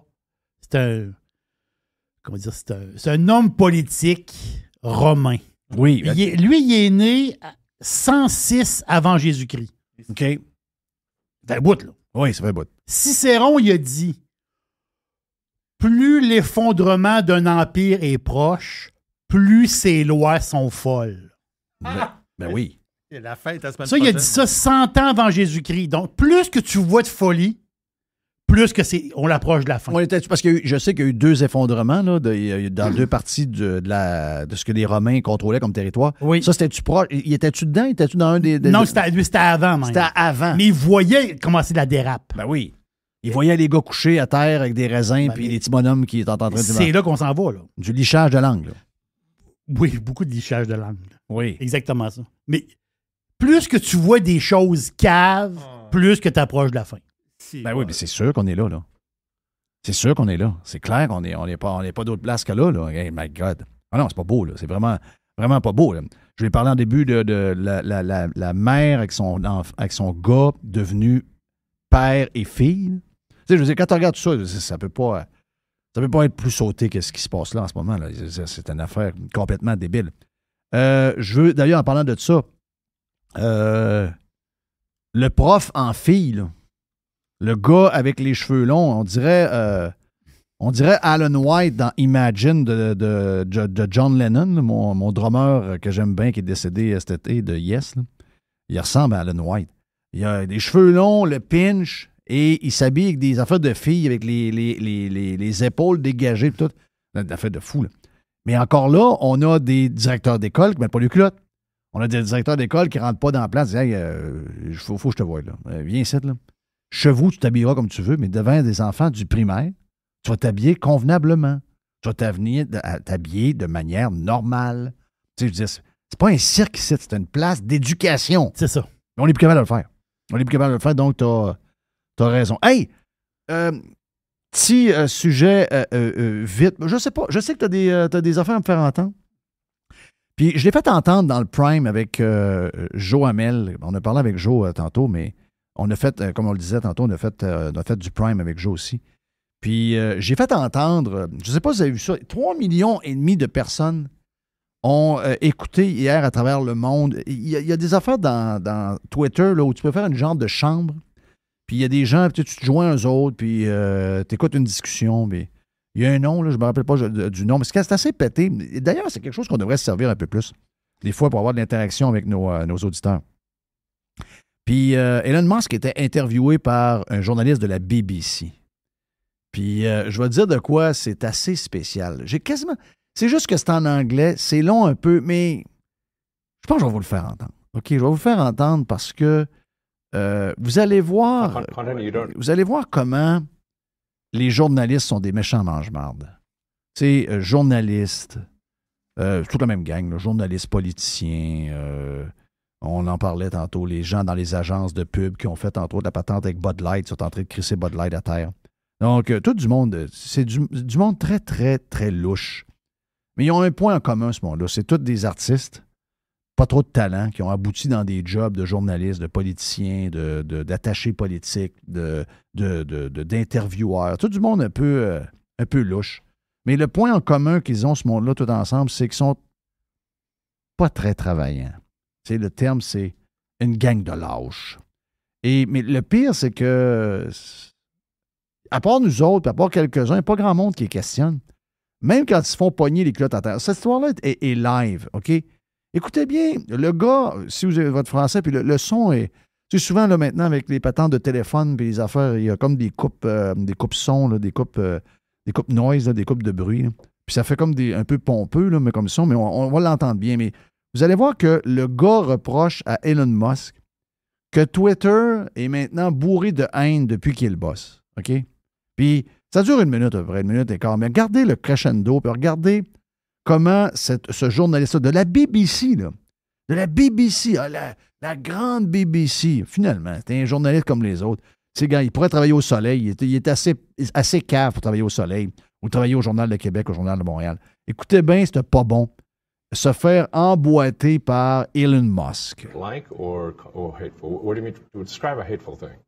Yeah, I mean, just content that will solicit a reaction, something that may include something that is slightly racist or slightly sexist, those kinds of things. So you think if something is slightly sexist, it should be banned? No, Is that what you're saying? I'm not saying anything. I'm Well, I'm saying. just curious. I'm trying to understand what you mean by hateful content. I'm asking for specific examples. And you just said that if something is slightly sexist, that's hateful content. Does that mean that it should be banned? Well, you've asked me whether my feed, whether it's got less or more. I'd say it's got slightly more. That's why I'm asking for examples. Right. Can you name one example? I honestly don't use. Honestly, I You don't. can't name a single example. I'll tell you why, because I don't actually use that for you feed anymore, because I just don't particularly like it. But you And said actually, you- a lot of people are quite similar. I only Well, look at hang my on a second. following. You said you've my seen following. more hateful content, but you can't name a single example, not even one. I'm not sure I've used that feed for the last 3 or 4 weeks, and Well, then how did you see that hateful content? Because I've been using Twitter since you've taken it over for the last 6 months. Okay, so then you must have at some point seen hateful content. I'm asking for one example. Right. And you can't give a single one. And I'm saying I say, sir, that you don't know what you're talking about. Really? Yes, because you can't give me a single example of hateful content, not even one tweet. And yet you claimed that the hateful content was high. Well, that's false. No, what I claimed... You just lied. What I claimed was there are many... You just lied. OK? Ces gens-là, je vous le dis, là, moi, vous savez comment ça fait d'années. Les gens avant trouvaient que j'étais excessif envers les journalistes. Jerry, tu m'écoutes depuis toujours. Mr. White, pas mal aussi. Vous savez que c'est pas d'hier que je dis aux auditeurs, peu importe où on était, méfiez-vous de ces crises de dangereux-là. Ce sont des radicaux qui ont un agenda. Ils sont pas fiables, sont pas douettes, sont pas travaillants. Et là, en plus, sont menteurs. Puis ça, je le sais qu'ils sont menteurs. Je vous le dis, là. Ce que je disais, on commence à s'en rendre compte. Les gens se sont réveillés pendant la COVID, mais ils sont de même depuis toujours. C'est un gars de la BBC. C'est la référence au monde, la BBC. Le gars, il dit... Ouais, mais le feed maintenant de Twitter est rendu bourré de... Depuis que vous êtes propriétaire, il est bourré de haine. Ah oui? As-tu un exemple? Ben là, je vois moins souvent. Ça fait une couple de semaines que je suis pas allé. Mais non, mais donne-moi un exemple de pourquoi tu y vas plus, tu dis qu'il y a plein de haine. Ben, j'ai pas d'exemple. OK, mais t'as pas un seul exemple. Et les médias répètent, dont la BBC, répète dans tous les articles qui parlent de Musk et de Twitter, que Twitter, maintenant, est plus haineux qu'avant, depuis que c'est lui qui est le propriétaire. Et ils répètent ça. Ils ont une technique extraordinaire. Pète et répète jusqu'au temps que ça devienne une vérité. Mais ces salauds-là mentent. Il n'est pas capable de donner un seul exemple à Elon Musk. Et Musk, il dit, ben, give me an example. I can't.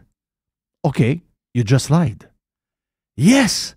Comme tous les fucking journalistes, ce sont une bunch de radicaux menteurs et dangereux. Et le pire, c'est qu'ils réussissent à jouer avec l'opinion publique à tour de bras encore aujourd'hui, malgré qu'on sait qu'ils sont une gang ben c'est ça, sont une gang avec ce sont des activistes, carrément. Des activistes qui ont un agenda clair et qui sont prêts à raconter n'importe quoi. Vous avez juste à lire la presse, vous avez juste à lire, ils le font sur le réchauffement climatique, ils le font sur Musk, ils le font sur les drag queens, ils le font sur tout. OK? Mais ces gens-là sont 0 fiables. Et ça, c'était pas un gars de journal local, là. Non. C'est un gars de la BBC, là. La référence. C'est ce qu'on me dit. Regarde, complètement débile. Mr. White, as-tu des choses à me faire entendre? Oui, parce que hier, le président, on l'appelle encore le président, Trump. Moi, j'appelle encore président Trump. Il était avec Tucker Carlson hier. 45. C'est ça. 45 était avec Tucker Carlson hier. J'ai sorti une couple de cotes que j'ai trouvé intéressante. Parce que un moment donné, Tucker, il a demandé s'il pensait que Biden. Moi, tu peux l'appeler Biden. Moi, je l'appelle Biden. Si Biden allait se présenter en 2024. OK. Ça fait qu'il a répondu à ça. OK, donc, on y va avec ça. Do you think Biden will stay in the race? Look, I watch him just like you do. And I think it's almost inappropriate for me to say it. I don't see how it's possible. But there's something wrong. I saw his answer today on television about whether or not he was going to run to a very nice guy named Al Roker. I mean, you can't get a softer question than that. That was a long answer talking about the eggs and the this and that. Look, I don't think he can. Yeah. Il pense pas qu'il peut se présenter. Ouais, c'est parce que là, il était sur l'histoire de Coco de Pâques avec Al Roker, je sais pas trop son nom. Le gros gars de météo qui est rendu maigre puis qu'on a l'impression qu'il a le cancer. Mais non, c'est très... Ça peut pas... Écoute, le gars peut plus, là. Le gars peut plus, mais ils sont fourrés. Ils mettent qui? Si Michelle Obama veut pas aller là, ils mettent qui? Ils vont mettre le gars de la Californie. Même en Californie, d'après moi, il en rentre pas. Ils n'ont pas le choix de retourner Biden, mais ça se peut que Biden. Parce que là, je pense à la chose qui passait à l'autre, à la radio, qui disait tout le temps Biden. C'est qui disait ça? C'était le... je me rappelle pas. Non, pas. Donc, l'autre question je suis quand même surpris de voir que Tucker Carlson interviewe Trump, parce qu'on a vu dans un procès les échanges de textos entre Tucker Carlson et une couple de grosses têtes, de gros noms de Fox News. Et Tucker Carlson est loin d'être un fan de Trump. Et pourtant, Trump a décidé de faire l'entrevue avec pareil. Ça nous montre que le gars, il n'a peur de rien. Donc... concernant le pipeline, là, tu sais que le pipeline il avait explosé là, dans la mer Baltique. Là. Oui. Ben, il a demandé qui a fait exploser ça, finalement, parce que ça n'a jamais été clair, c'était qui. Ben, on pense que c'est les Américains. Il y a des affaires qui courent que c'est les Américains. Ouais. Moi, je suis pas sûr de ça pantoute, là. C'est ça. Mais il y a des rumeurs beaucoup aussi qui disent que c'est des Russes eux autres mêmes. Écoute, il y a toutes sortes de rumeurs. Oui, c'est plein de rumeurs. C'est plein de rumeurs, là. Fait que, il a répondu à ça. Oui. Who blew up the Nord Stream pipeline? I don't want to get our country in trouble, so I won't answer it. But I can tell you who it wasn't, was Russia. How about when they blamed Russia? You know, they said Russia blew up their own pipeline. You got a kick out of that one, too. It wasn't Russia. Non, ce que je veux dire, c'est que c'est les Américains eux-mêmes. Il ne veut pas mettre son pays dans le trouble. Ouais, mais on comprend, là. Je veux dire, ça, c'est la rumeur. C'est la rumeur. Il y a toutes sortes de rumeurs. Si vous êtes républicain, la rumeur est claire. Là. Si vous êtes pro-Trump, c'est Biden ou... Biden ne gère rien, en passant. Là. C'est pas Biden qui gère rien. Il y a quelqu'un d'autre qu'on ne sait pas. Là. C'est-tu Obama? C'est pas Biden qui... Biden ne colle rien. Là. Biden, il est complètement mêlé. Il sait pas où tourner. T'sais, il s'en va à la toilette, puis il ne sait pas quand est-ce tourner. Il voit une porte, puis il met boire un bonhomme avec des culottes, et il ne tournera pas. Il va continuer tout droit. Il y a des flèches sur le plancher. Il y a tout pour l'aider. Il ne peut pas savoir c'est qui. Voyons, c'est pas lui, ça ne vient pas de lui. Trump accuse Macron de donner des becs dans les fesses de M. He. Ah, donner des becs dans les fesses, c'est plus poli que... Oui. On va dire. Okay. On écoute ça. So you have a problem. You got this crazy world that's blowing up, and the United States has absolutely no say. And Macron, who's a friend of mine, is over with China, kissing his ass, okay, in China. I said, France is now going to China. Oui, yes, sir. My friend. C'est son ami. Ben oui, ami, c'est pas son ami. Il aime sa femme. Oh, oui. You look good. You're in shape, hein? No, you look good. Great shape. Mais là, qu'est-ce qui est tantôt? Ça veut dire, you're old, but you look good. Oh, oui. You're old like me, but you look good, honey. Il dit que Macron donne une espèce de OK sous-entendu à la Chine pour faire l'invasion de Taïwan. Ouais. Mais Macron, il est louche. Macron est très louche. Très louche. Non, Macron est très, très louche. Là. Macron, il ne peut pas se promener dans la rue à Paris. Là. Mais il peut pas. Mais le pire, c'est qu'il y a des élections demain, il rentre encore. Il rentre parce que c'est qui vote pour lui? Qui? Les fonctionnaires. Ah, ben il y en a beaucoup. Ah, oui. OK, là aussi, ça marche de même. Oui, ça marche de même, nous autres aussi. C'est notre modèle. Ouais. Non, mais tantôt, c'est quoi le terme que tu as utilisé? Il donne des bécos sur les faufounes de M. Ri. Mais les Français, parce que je t'ai mis une cote de BFM TV qui ont parlé de la situation, puis eux autres, qui ont utilisé les vrais mots. OK. Donald Trump accuse Emmanuel Macron de lécher le cul de Xi Jinping. Lors d'une interview à Fox News, l'ancien président américain a vivement critiqué la visite du président français à Pékin. Macron, qui est un ami, est en Chine en train de lui lécher le cul, a estimé Donald Trump en faisant allusion aux dirigeants chinois. Il est léché. Xi Jinping. T'imagines-tu Céline Galipo? Oui.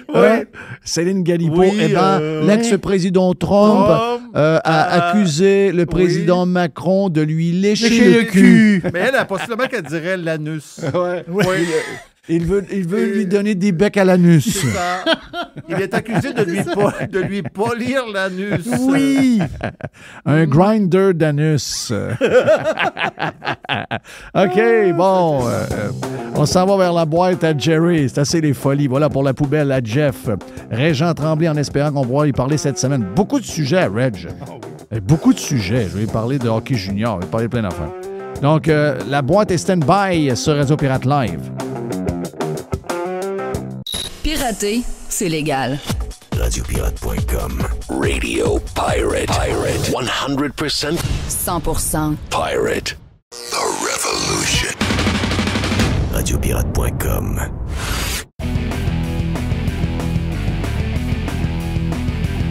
Tiens, toi, mon ami Jerry. La boîte. Le gars de Québec qui a pris l'avion. Un vol Québec-Floride. OK. Je sais pas quel. Ça va être FLL, je pense bien. De Québec, c'est juste du FLL. Il y a juste du FLL. Il y a beaucoup de vols maintenant. Il y a beaucoup de vols directs. Il y a Air Canada qui a 2-3 vols directs par semaine. Voilà. Puis Air Transat en a 2-3 aussi. C'est ça. Exactement. Et ils ont été pleins tout l'hiver. Hein? Ça voyage pas mal. Ça voyage certain. Mais là, l'affaire, c'est que lui, le gars, il était assis. Je ne sais pas s'il était avec sa femme ou pas. J'ai aucune idée. Mais lui, il était assis en avant. Il était assis en classe affaires, capitaine? Oui. Genre la première classe. Là. Il était assis là, fait que il s'assoit là, telle affaire. Puis là, on s'entend dessus que quand tu es en classe affaires comme ça, ben l'agent de bord vient te voir, puis tu sais, désirez-vous quelque chose? Mais elle parle en anglais. Donc, dans l'avion, tu as 3 agents de bord. Et il y en a une qui s'occupe de la première classe, elle parle anglais. Elle parle pas français. Elle dit, je m'excuse, elle dit, je parle pas français. OK. Là, le gars, ça n'a pas fait son affaire. C'est colon. Le gars, ça n'a pas fait son affaire du tout. Puis là, il a commencé à brasser un peu, brasser. Dans le sens que c'est un monsieur assez âgé. Là. Mais là, ça n'a pas de sens, telle affaire. Fait que là, à un moment donné, elle a dit, ici, ma section, parce que c'est moi qui m'occupe de la section ici. Elle dit, moi, je m'excuse, mais elle dit, je parle pas français, mais il y a d'autres agents de bord qui parlent les 2 langues. Mais l'affaire, c'est que c'est pas leur section, puis ils ont comme des règlements de section. Ouais. C'est même un peu que ça marche dans les avions. Là. On pense pas ça, là, mais tu peux pas te promener comme tu veux, là, des affaires, les histoires. Là. Fait que le gars, ça n'a pas fait son affaire pendant tout. À un moment donné, il est arrivé un monsieur. Je sais pas si c'est un gars d'Air Canada ou un gars de l'aéroport. Là. Il est rentré dans l'avion puis il a dit, là, c'est soit que tu... à un moment donné, l'avion va capable. Oui. Et là, il dit, là, c'est soit que tu restes dans l'avion puis tu te fais servir en anglais ou tu sors de l'avion et on va vous remettre sur un vol du lendemain. Fait que le gars, il dit, je vais rester dans l'avion. Il est resté dans l'avion, mais là, il se plaint. Là, il se plaint partout là, que Air Canada n'avait pas un service. Non, oui, mais on est dans un problème de... Époque de problème de main-d'œuvre. Si tu me dis que ça arrive, je comprends pas tant. Oui, mais si tu me dis que ça arrive à tous les jours, puis que c'est comme récurrent, je te dirais, bon, là, Air Canada, il va falloir qu'il fasse de quoi, là? Sauf que c'est le genre, on le sait, là. Le monde ne rentre plus. Il y a toutes sortes d'histoires. La logistique, les agents de bord, là, souvent, tu arrives de Toronto, tu débarques, tu fais Montréal-Québec. Puis là, il y a des switches à un moment donné. Ils switchent, ils t'envoient à une place là. Il y a des règles. Le nombre de. Tout dépendamment du nombre de bancs, tu as besoin d'un nombre X de personnes. Voilà, exactement ça. Toi, tu vas te débarquer de là, tu vas aller là. Ouais. À un moment donné, la logistique, elle peut être difficile. Il y a besoin de quoi, de la madame? Tu as besoin d'un coke diète. Ben oui! Ou je peux-tu avoir une Coors Light? Coors Light! Oui, pas Bud Light. Oui, je parle... Moi, j'en viens pas. Non, c'est ça. J'en viens un pas sandwich, jambon. les... T'as-tu un sandwich? Un sandwich. T'as-tu un sandwich? Je sais pas, Jeff, mais... Regarde, là. OK, je comprends le point. Je comprends le point ce que je veux dire, en réalité, il est pas mal pris. Oui, il peut débarquer de l'avion. Oui, il peut écrire un message à Air Canada. Je suis pas content, j'ai pas eu un service en français. Voilà, ça se termine comme ça. Tu fais une plainte, tout simplement. Mais on s'entend-tu que tu creveras pas de faim puis de soif dans l'avion? Là? Mais non. Puis d'exposer... Tu sais, moi, je connais beaucoup de gens. Cette génération-là est spéciale. Il y a deux groupes dans cette génération-là. Il y a la génération des gens qui ont honte de ne pas parler anglais du tout. OK? Eux autres, là, ils se sont organisés pour que leurs enfants aillent à l'école anglaise, leur faire des stages, leur faire écouter à la TV. Sacrement, tu ne seras pas mal pris comme moi, toi, dans le futur, je peux te le dire. Et il y a l'autre gang qui se font une fierté d'être unilingue. Mais, tu sais, je comprends ça. Il y a unilingue puis unilingue, là. Sandwich, là, c'est dans pas mal de langues, ça. Oui, mais c'est parce que lui, il est sur le principe. Lui, il dit, je prends Air Canada, j'ai payé le prix pour être Air Canada, c'est une compagnie. Mais il a raison, là. Je dis pas qu'il n'y a pas raison. Air Canada, en principe, selon la loi, est obligé de servir les Québécois. Puis même, en principe, c'est dans tous les avions du Canada, des gens qui sont, en tout cas, assez bilingues pour être capables de servir la loi des langues officielles. Voilà. Puis ça, regarde, j'ai pas de misère avec ça, là. Si quelqu'un est unilingue, ben, l'autre personne va venir l'aider. Mais là, il y avait une situation spéciale. Puis là, le gars, il n'a pas pu être servi en français. Qu'est-ce que tu veux? Puis, comme tu le dis, que la personne fasse une plainte par email. Tu fais une plainte. Dis, regarde, c'était pas, la personne était très bonne, elle a fait un très bon service, mais malheureusement, on n'a pas été servi en français, puis on est au Québec, puis vous devez respecter tel enfant. Ça se fait. Mais je veux dire, à un moment donné, il faut que tu en viennes. Tu sais, calme-toi, là. T'en donnes dans tous les médias, comme si c'est... C'est-tu le seul problème de ta journée, ça, là? Le gars voyage dans les bancs les plus chers en avant, puis il s'en va à Miami. Enjoy your stay, là. C'est ça. Enjoy. Enjoy. Et lui, juste pour finir sur le sujet, lui, quand, à un moment donné, il va aller dans un centre, puisque lui, si tu voyages en première classe, normalement, tu es un peu plus à l'aise. Mais à un moment donné, lui, il va être placé dans un centre à 4 000 $ par mois. Et là, il va avoir un très bon service. Mais il va arriver une madame. Elle parle espagnol. Elle parle espagnol, la madame. Elle va changer ta couche avec ton tas qu'il y a dedans. Puis ça se peut qu'en français, elle n'est pas super fluide. Oui. Mais caca, ça se dit dans les deux langues. Ah oui, ça se fait. Ça va être ça de plus en plus, là, avec les histoires de main-d'œuvre, les amis. Il va falloir s'adapter. Il y a plein d'affaires qui étaient acquis, qui n'est plus de l'acquis, là. S'il n'y a pas un nombre X de personnes pour s'occuper, il y a une loi. Là. L'avion ne lève pas. Là. L'avion ne lève pas, tu n'as pas ton... Donc, tu as le choix, OK? L'avion, on met la madame dehors, puis on a 2 employés au lieu de 3, mais l'avion ne part pas. C'est facile à comprendre. Là. C'est même, ça marche. Tu sais, je sais. Et ça, là, on aura de plus en plus, que ce soit anglais, que ce soit... je sais que les Québécois de cette génération-là veulent se faire servir par une madame qui leur ressemble, qui parle pareil. C'est même une madame chinoise qui parle français, ça les énerve. Je sais, j'ai entendu, moi. J'ai entendu dans un avion d'Air Canada. Oui, c'est vrai, tu me racontais ça une fois. C'était gênant un peu. Là. Le gars est en avant de moi avec sa femme, puis il y a du monde qui va là, ben clean, là, tu sais. Maman chinoise, elle me met dans les côtes. Non, j'ai le frisson. C'est pas une joke. Là. Il a nommé 2-3 fois, hey, la chinoise, va-tu venir? C'est la chinoise. Mais la madame, elle parlait français. Là. C'est juste qu'elle avait pas le même look. Là. Ah non, ils sont spéciales. Ils ont voté CAQ, hein? Oui. Ouais. Hey, Ginette Renault. Ah, Ginette. Non, Ginette Renault est tout à fait extraordinaire. Mais tu peux pas avoir plus... Es-tu indépendante, hein? Elle est vraiment indépendante. Puis là, puis son agent aussi. Là, Ginette Renault, elle va faire une tournée des gens coutus parce qu'elle sort. Je n'ai parlé il y a 3 semaines. C'est un livre qui est très, très attendu. Ben, ça va être l'enfer. Elle va en vendre en tabarnache. Ça va être l'enfer. Hein? C'est son autobiographie. Donc, mais elle, à place de passer par les salons du livre, les librairies, puis tout ça, a décidé elle puis son agent, ils ont décidé de faire autrement.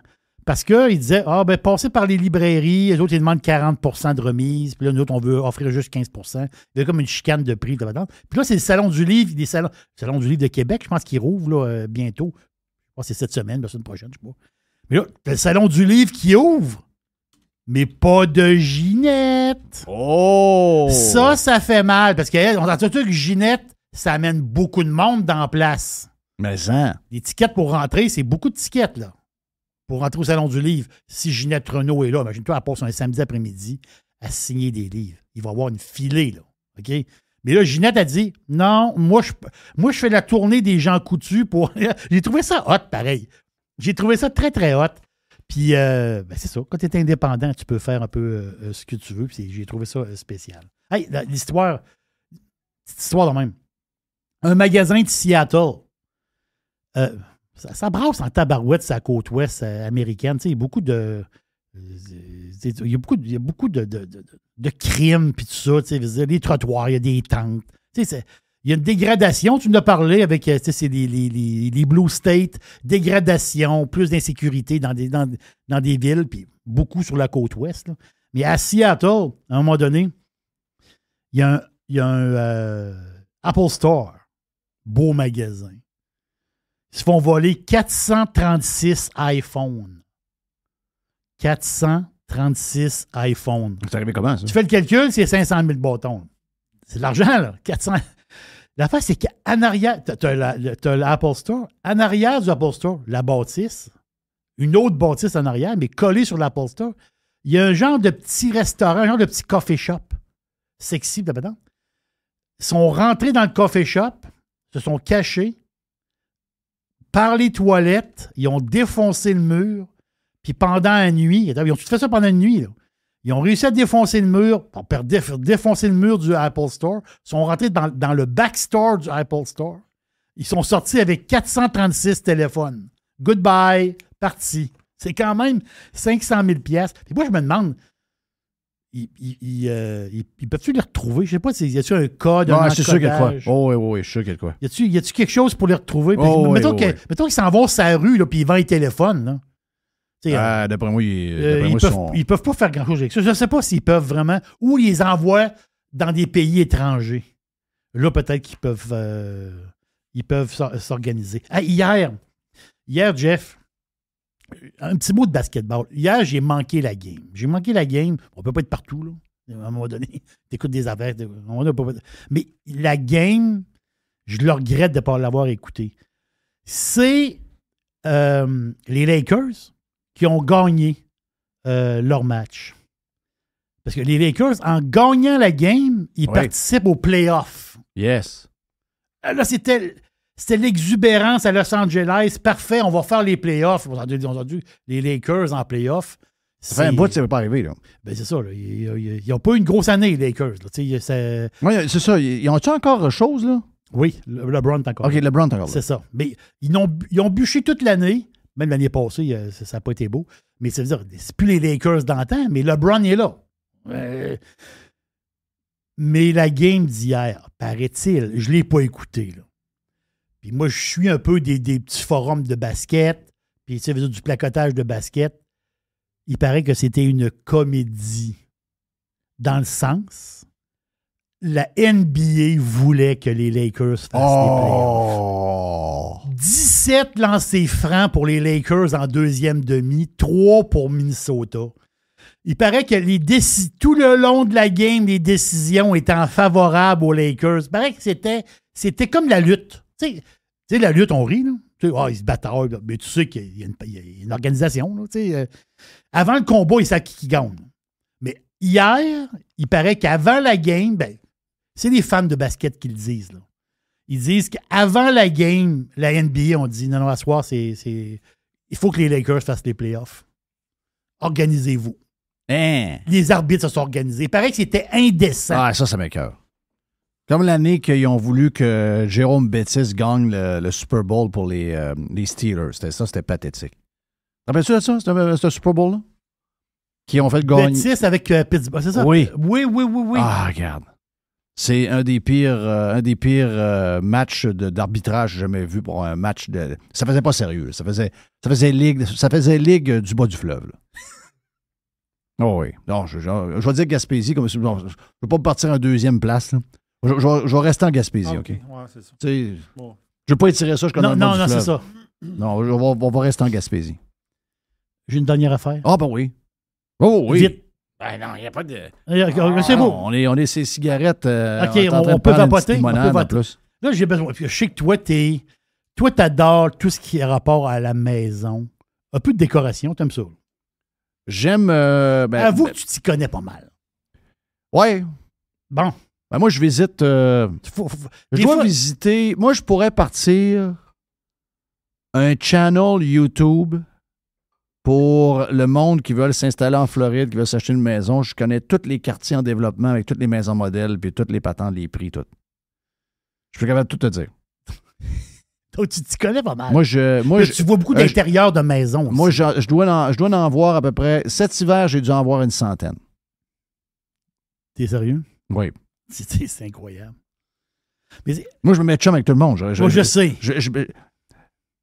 Moi, je m'en vais m'asseoir. Là. Ma blonde est partie à un moment donné. J'étais allé m'asseoir avec le gars que j'étais allé voir dans un quartier. Là. J'ai viraillé plein d'affaires avec lui. Là. Non, j'aime ça. J'aime ça. Est-ce que la génération Z, on parle beaucoup des milléniaux, les Z, tu mes filles? Oui, les Z, c'est 1997 à 2010. C'est mes filles. Ça, c'est les Z, OK? Avant, c'est les milléniaux, donc 82, là, 81-82 jusqu'à 96. OK? Moi, mes enfants, c'est des milléniaux. Là, sur les... Ce que je te parle là, Jeff, là, c'est sur les réseaux. Moi, j'aime ça savoir... Parce que moi, je boursicote un petit peu, puis je fouine. Moi, j'aime ça savoir qu'est-ce que le monde parle, c'est quoi les tendances, telle affaire. Puis je suis tombé sur une affaire de décoration, puis tout ça. Il y a un running gag. Les Z rient des milléniaux. C'est un peu normal. On rit toujours de la génération. Nous, il faut le dire, les X, on est un petit peu rough des fois sur les boomers. À raison, mais des fois... Moi, je suis un des plus sadiques. Oui. Des fois, on paye sur le gaz un peu. Ma blonde, pendant des années, me dit « Tabarnache, slack un peu. » Oui. Et à un moment donné, elle m'a dit, il y a 2-3 ans, elle dit « Ouais, je suis obligé de te donner raison. » C'est ça. Mais les boomers qui parlent de leurs parents, c'est pas chic, là. Non? Non. Non. C'est pour ça que la génération... Mais là, la génération Z, 1997-2010, c'est des jeunes. C'est de la pure jeunesse. Eux autres, ils rient des milléniaux, puis ils rient de la manière de décorer les maisons. OK. Ils disent qu'il y a une nouvelle couleur, ils l'appellent le gris millénial. Ouais. Là, ils disent le gris, là. Ouais, mais eux autres, ils veulent revenir au beige. Voilà. OK. Les autres, ils veulent revenir aux couleurs chaudes, parce que les Z, ils disent... Ben, ils disent que... C'est quoi le maladie? C'est quoi le maladie? Ils disent que c'est une maison froide avec des gris pâles. C'est une maison froide. On se croirait quasiment à l'hôpital du blanc, du gris. Oui, je sais ça. Ouais. Là, il dit, cette décoration-là, il y a comme un running gag, là. Ceux qui décorent en gris, c'est des milléniaux. J'ai trouvé ça comique. Les milléniaux aiment le gris. C'est la preuve, regarde. On n'était plus capable du beige, Paul. Tu sais, au début des années 2000, là, justement, quand eux autres sont venus au monde, là, parce que les autres, ils parlent de quelque chose qu'ils ne connaissent pas. Là. Non, ils connaissent quand ça. ils sont venus au monde, tout était beige. Oui, c'était beige. Oui, c'est beige. Ça. Oui, OK, beige. Beige. C'était beige. Puis, à un moment donné, entre mettre blanc, les gens ont pris... une des couleurs les plus connues, là, c'est la Bears, c'est la Painter's White. Painter's White. C'est un blanc cassé. C'est un blanc gris pâle. OK. Si je te mets sur le mur, tu sais pas qu'il est gris. Mais si tu le mets alentour, si tu le mets sur un mur, puis t'as un cadre de bois sur une porte ou... J'ai une feuille blanche, maintenant, c'est ça. Tu vas le voir qu'il est gris. Si j'ai le carton dans les mains, je l'accote sur une feuille blanche, donc, je vais le voir. Ou encore ce qu'ils appellent des blancs glacés. Donc, tu as l'impression que c'est blanc, mais quand tu mets un blanc à côté, tu vois qu'il y a un peu de gris dedans. OK? Mais c'est parce que ça, c'était la réponse au beige. Le monde... On a tellement eu de beige partout que le monde, à un moment donné, disait « c'est enough, it's enough ». Et la réponse au beige a été le gris pâle. Oui. Là, les gens ils sont capables de revenir avec du gris blanc, du blanc-blanc. Mais encore là, les millennials sont pareils. Ils disent, voyons, mais c'est très à la mode, le blanc-blanc. Il y en a partout, là, tu sais, le blanc. Comme nous autres, on été élevés jeunes. Dans nos maisons, c'était blanc-blanc. C'était blanc à grandeur. Blanc. À grandeur. Oui. Puis je me demande s'ils ne mettaient pas du semi-lustré ces murs. Ah oui, c'est ça. Oh oui, c'est... Donc... il y a un clash. Donc, ça veut dire qu'on va, n'oubliez pas, là, entre 94 et 2000, avant le beige, on a eu des murs de couleur partout. Là. Beaucoup de murs de couleur, effectivement. OK.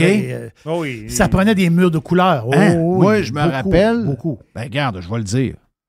La blonde à... J'espère qu'ils sont encore ensemble, là, mais ils ont été là, ça fait longtemps qu'ils sont ensemble, donc j'imagine que oui, mais on n'a pas de nouvelles de Dan Pou, donc... Dan Pou, Dominique, sa blonde, sa femme, sa blonde. C'était ma première décoratrice. Moi, quand j'ai acheté la maison, c'était ma décoratrice. J'étais tout seul. Et je pense que dans la maison, il y avait 22 couleurs. Arrête. Je te jure. OK. C'était ça.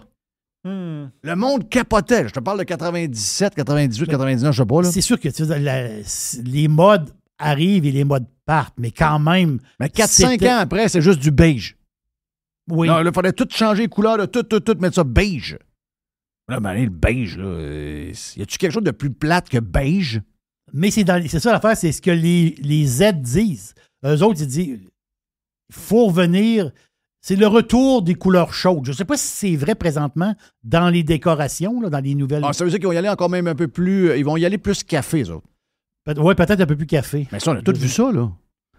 C'est drôle comment les générations... Oui, c'est drôle. Les générations qui pensent, on est plus jeunes, on est plus cool, on est plus... Non, mais c'est parce que ce que tu me parles là, c'était ça il y a 20 ans.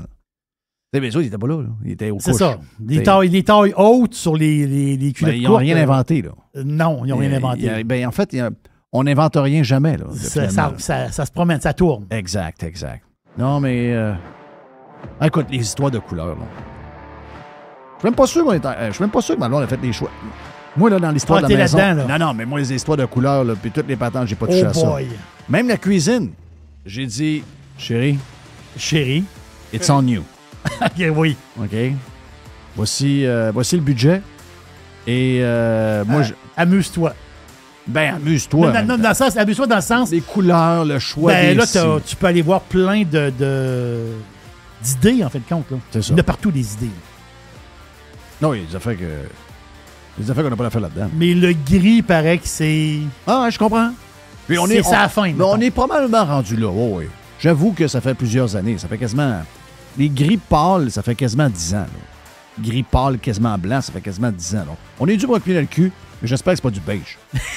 J'espère que c'est pas du beige. Hey, thank you, man. Yes. Merci au producteur, le cook, Monsieur Blanc, Mr. White, Monsieur White. Lui, il est pas gris, lui. Non, hein? Non, c'est Mr. White. C'est Mr. White. Lui, il est vraiment white. Ça, c'est classique. Classic white. Merci également à Régent, pas Régent. Et à notre ami Joe Hamel qui est avec nous autres. Donc, on est déjà en partie.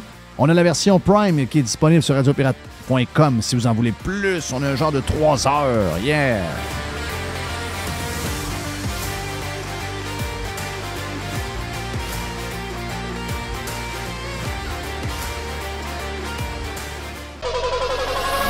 100% Jeff Fillion.